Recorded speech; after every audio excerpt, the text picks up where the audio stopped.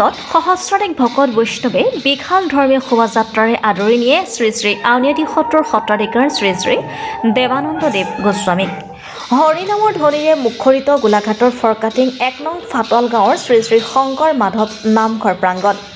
ফৰকাটিং অঞ্চলৰ ৩২খন নামঘৰ একত্ৰিত হৈ ৯ দিনীয়া বিস্তৃত কাৰ্যসূচীৰে অনুষ্ঠিত কৰিছে অবিৰত ভাগৱত পাঠ, ধৰ্মাঞ্চলী সভা, দিহানাম, মাটি আখৰা, নৃত্যৰ লগতে বিভিন্ন কাৰ্যসূচী। এই উপলক্ষে আজি আউনীআটী সত্ৰৰ সত্ৰাধিকাৰ শ্ৰী শ্ৰী দেৱানন্দদেৱ গোস্বামীক নামঘৰলৈ আদৰি নিবলৈ এক বাৰেৰহণীয়া ধৰ্মীয় শোভাযাত্ৰা উলিয়াই সত্ৰাধিকাৰ প্ৰভুক আদৰি নিয়ে। হয়, ৰাইজৰ যিটো বিপুল সঁহাৰি দেখিছোঁ, সঁচাকৈ আমি খুব আপ্লুত হৈছোঁ, আনন্দিত হৈছোঁ। যি যুৱসকলে যি ভাগৱত পাতিছে, সঁচাকৈ তেখেতলোকৰ যি আধ্যাত্মিকভাৱে যে ইমান আগবাঢ়ি গৈছে, তাৰ কাৰণে মই সকলোকে ধন্যবাদ জ্ঞাপন কৰিছোঁ। ৩২ভাগ নামঘৰ একেলগে পাতিছে। হয়, এইটো এটা সম্প্ৰীতি। আচলতে সম্প্ৰীতি, সমন্বয় আৰু সহযোগিতাই হৈছে এটা জাতিৰ জীৱন্ত শক্তি। ৰাইজৰ এনে সম্প্ৰীতি সকলোৰে প্ৰশংসাৰযোগ্য। কিন্তু এই ধৰ্মীয় শোভাযাত্ৰাত অসমীয়া জাতীয় জীৱনৰ অবিচ্ছেদ্য অংশ নামঘৰ, গায়ন বায়ন, চৈ দিয়া গৰু গাড়ী, দবা আদিৰ সৈতে এক বিশাল ধৰ্মীয় শোভাযাত্ৰা উলিয়াই আউনীআটী সত্ৰৰ সত্ৰাধিকাৰ শ্ৰী শ্ৰী দেৱানন্দদেৱ গোস্বামীক এখন আটকধুনীয়াকৈ নিৰ্মাণ কৰা ৰথেৰে আদৰি নিয়ে। গোলাঘাটৰ পৰা চন্দন কৰ্মকাৰ ৰিপৰ্টাৰ লাইভ অসম। সমূহ আমি অসমবাসী বৈষ্ণৱপ্ৰাণ ভকত হ'বলৈ আমি আজি ১ নং ফাটুৱাল গাঁও শংকৰ মাধৱ নামঘৰ তৰফৰ পৰা ভক্তিভৰা সেৱা আৰু শ্ৰদ্ধা নিবেদন কৰিছোঁ।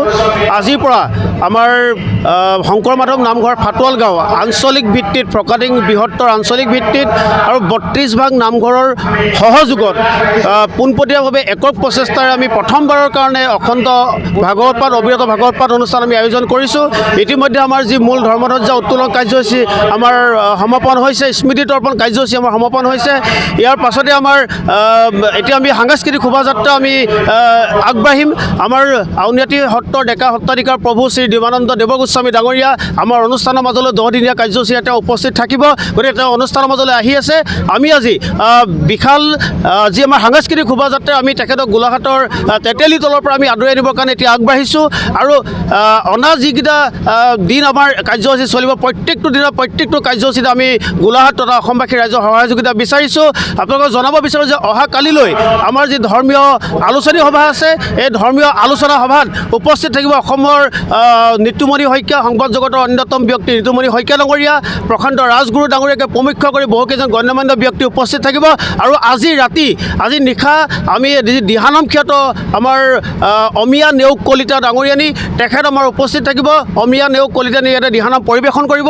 আৰু বিভিন্ন ধৰণৰ ইয়াতে আমাৰ ধৰ্মীয় যি সাংস্কৃতিক অনুষ্ঠান, এই অনুষ্ঠানসমূহ আমাৰ বিভিন্ন দিহানাম, মুখা শিল্প, হিয়া নাম, এনেকুৱা ধৰণৰ আমাৰ বিভিন্ন সাংস্কৃতিক কাৰ্যসূচী আজি নিশালৈ ৰখা হৈছে। গতিকে প্ৰত্যেকটো কাৰ্যসূচীত আমি সমূহ ৰাইজৰ উপস্থিতি আৰু যি সহায় সহযোগিতা আমি একান্তই কামনা কৰিছোঁ। ধন্যবাদ।